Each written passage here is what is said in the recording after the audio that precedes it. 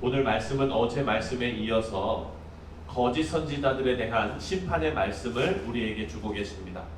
말씀을 시작하면서 예레미야 선지자는 하나님의 세 가지 질문을 이들에게 선포하고 있습니다. 23절과 24절을 보면 여호와의 말씀이니라 나는 가까운 데 있는 하나님이요 먼 데 있는 하나님은 아니냐 하고 첫 번째 질문을 하고, 그리고 여호와의 말씀이니라 사람이 내게 보이지 아니하려고 누가 자신을 은밀한 곳에 숨길 수 있겠느냐 하고 두 번째 질문을 합니다. 그리고 세 번째 질문으로는 여호와가 말하노라 나는 천지에 충만하지 아니하냐라고 물어봅니다. 이것은 하나님의 초월성을 말씀하고 계시는 겁니다. 여러분, 하나님의 내재성이다 그러면은 성령 하나님께서 우리 안에 계시는 것, 이것을 생각해 볼 수 있습니다. 하나님의 초월성을 얘기할 때는 하나님은요 온 우주에 충만하신 하나님이시다라는 겁니다. 나는 가까운 데 있는 하나님이요 먼 데 있는 하나님은 아니냐라는 질문에서 하나님께서는 성전 안에만 갇혀 계시는 분이 아니라 하늘과 땅에 충만하시고 하늘과 땅을 초월하시는 분이시다라는 것을 강조하는 말씀입니다. 이렇게 강조하는 데는 이유가 있습니다. 왜냐하면 유다 백성들에게 거짓 선지자들이 어떻게 잘못 가르쳤냐면 우리 유다는 성전이 있기 때문에 절대 망하지 않는다라고 가르친 거예요. 그게 예레미야 7장에서 우리가 묵상한 말씀 아닙니까? 선지자들은 유다 백성들에게 거짓 예언을 했습니다. 거짓 선지자들은 하나님을 제대로 이해하지 못했기 때문에 그런 얘기를 했던 것입니다. 이들은요 자기 자신들이 섬기고 있는, 그리고 이방 나라들이 섬기고 있는 어떤 우상 중에 하나로 하나님을 바라본 것입니다. 성전 안에 살면서 유다 지역을 지켜주는 어느 신 정도로밖에 이해를 못한 것입니다. 우리 사랑하는 성도님들, 우리 뉴욕 성실장로교의 모든 성도님들께서는 하나님을 아는 지식이 풍성하시기를 주님의 이름으로 축원드립니다. 우리가 바라는 대로, 우리가 생각하는 대로 하나님을 좁게 보아서는 안 됩니다. 예레미야는 이들에게 하나님은 온 우주에 충만하시고 모든 행동을 감찰하시는 하나님이시다라고 선포합니다. 그리고 25절부터 32절까지를 보면 거짓 선지자들이 꿈을 해석하는 것에 대해서 지적을 하고 있습니다. 여러분, 고대 이스라엘 그 지역에서는 우리가 잘 아는 대로 하나님의 계시를 꿈으로 받는 경우가 많이 있었죠. 여러분, 성경에 나와 있는 꿈 그러면은 누가 생각나십니까? 요셉도 생각나고요. 야곱도 꿈을 경험했고요. 하나님의 말씀이 임한 많은 사람에게 꿈은 하나님의 계시를 전달받는 그런 방법이었습니다. 그런데 문제는 이 꿈을 해석하는 데 있습니다. 거짓 선지자들은 자기가 꿈의 해석을 만들어냈습니다. 아까 우리가 말씀을 읽을 때 뭐라 그랬습니까? 내가 이런 꿈을 꾸었다, 저런 꿈을 꾸었다 이러면서 그 꿈에 다 끼워 맞추는 거예요. 그래서 28절을 보면 우리 다 같이 한번 읽겠습니다. 28절 시작. 여호와의 말씀이니라 꿈을 꾼 선지자는 꿈을 말할 것이요 내 말을 받은 자는 성실함으로 내 말을 말할 것이라 겨가 어찌 알곡과 같겠느냐. 아멘. 여기 보니까 꿈을 꾼 자는 그냥 꿈을 얘기하고, 다만 내 말을 받은 자는 성실함으로 내 말을 말할 것이라. 그러니까 모든 꿈이 하나님의 말씀이 아니라는 거죠. 네. 예레미야는 거짓 선지자들이 꿈을 해석하는 것에 대해서 겨가 어찌 알곡과 같겠느냐라는 거예요. 가짜와 진짜가 있다라는 말입니다. 하나님의 말씀은 강력한 심판의 메시지인데 거짓 선지자들은 하나님의 말씀을 왜곡시키고 도적질하는 것입니다. 그것은 겨와 같은 껍데기입니다.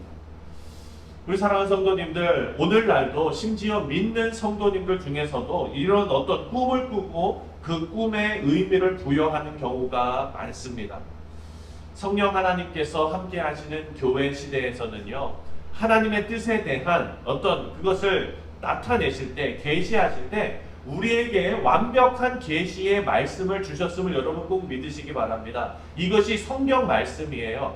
하나님의 말씀, 그 성경은 그 자체로 완전합니다. 어떤 꿈에 어떤 사람이 보이는 것은요, 그냥 평소에 여러분이 그 사람이 너무 좋아서 나타날 수 있는 거예요. 너무 보고 싶어서 나타날 수도 있는 확률이 더 높지요. 아무리 여러분 선명한 꿈이라고 할지라도 성경에 기록되어져 있는 하나님의 말씀을 앞서지 못합니다. 하나님께서는 꿈으로 거짓 해석을 퍼뜨리는 거짓 선지자들을 미혹해하는 자들이라 라고 책망하셨어요. 여러분 생각해 보십시오. 내가 어떤 꿈을 꾸었다. 꿈에서 어떤 게 나타났다. 누가 들으면은 야 신기하다. 어떻게 그런 게 나타날 수 있는가 이렇게 얘기하잖아요. 여러분 한국에서 무당들이 구슬할 때 어떤 퍼포먼스를 합니까? 뭐 타지요? 그렇죠. 작두 타잖아요. 작두. 그 날카로운 칼날을 세워놓고 그 위에 막 올라가요. 그래가지고 막 뛰어요. 사랑하는 성도님 생각해 보십시오. 그것을 보는 사람들이 야, 저 사람이 작두를 타네? 그러면서 거기에 뭐가 있습니까? 그 무당의 권위가 생기는 거예요. 그러면서 앞에 막 그냥 엎드리라고 그러고 뭐 하라고 그러고 그러면 사람들이 그 권위에 눌려서 하잖아요. 사랑하는 성도님, 우리가 만약에 꿈을 꾼 것, 아니면 어떤 경험을 체험한 것, 이거 가지고 우리 믿음과 신앙을 드러낸다면, 사랑하는 성도님들 그게 작두 타는 것 정도밖에는 안 되는 거 아닙니까? 하나님의 권위가 그 정도밖에는 우리가 인정하지 못하는 그런 신앙이 되는 거잖아요. 그러니까 사랑하는 성도님들, 하나님께서는요, 하나님의 하나님 되심을 이렇게 어떤 퍼포먼스 정도로 보이시는 분이 아니라는 것을 우리는 꼭 기억해야 됩니다. 하나님의 말씀, 어찌 보면은 당연한 말씀 같은 이 하나님의 말씀에 능력이 있는 줄 믿습니다.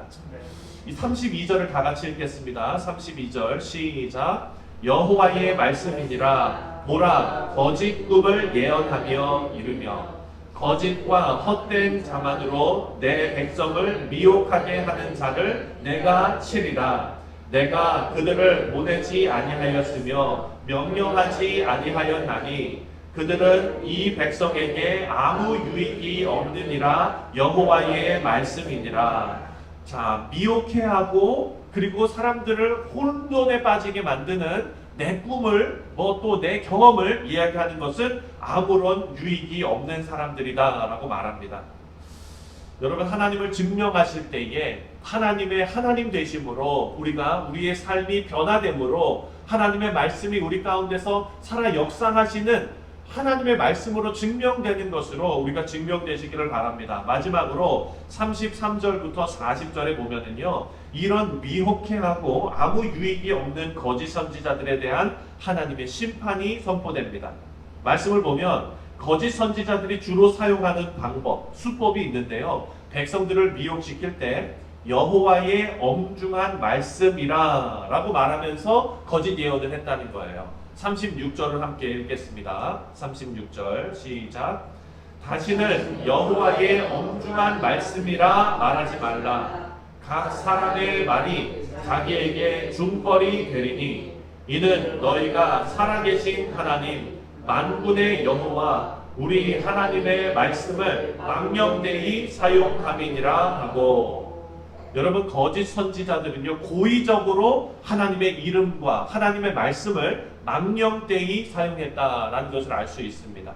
계속해서 고의적으로 죄를 고집하고 죄를 짓고 있는 것입니다. 하나님의 엄중한 말씀이라고 하면 백성들이 그것을 더 잘 듣기 때문에 계속 하나님의 말씀을 도적질하는 그런 죄를 꺼리낌 없이 행하고 있는 것입니다. 이런 거짓 선지자들에게 하나님께서 심판의 메시지를 주십니다. 39절과 40절 말씀 마지막으로 함께 읽겠습니다. 시작. 내가 너희를 온전히 잊어버리며 내가 너희와 너희 조상들에게 준 이 성읍을 내 앞에서 내버려 너희는 영원한 치욕과 잊지 못할 영구한 수치를 당하게 하리라 하셨느니라. 아멘. 하나님의 말씀을 두려워하지 않고 가볍게 여기면서 살아가는 거짓 선지자들은 영원한 치욕과 영원한 수치를 당하게 될 것이다.